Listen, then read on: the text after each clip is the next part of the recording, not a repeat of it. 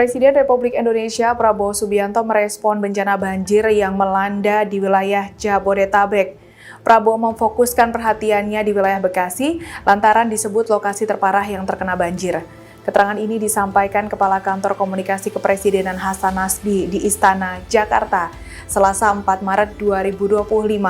Dirinya mengatakan jika Presiden Prabowo sedang melakukan pemantauan terhadap bencana banjir di Bekasi, Jawa Barat. Di sisi lain dilansir dari tribunnews.com, sejumlah kawasan permukiman Bekasi yang terdampak banjir, yakni di perumahan Pondok Gede Permai, Jati Asih, Bekasi. Di lokasi tersebut, air merendam rumah warga sekira pukul 23 waktu Indonesia Barat hingga subuh dan mencapai ketinggian 3 meter.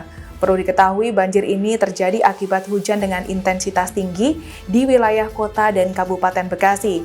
Download Tribun X sekarang, menghadirkan lokal menjadi Indonesia.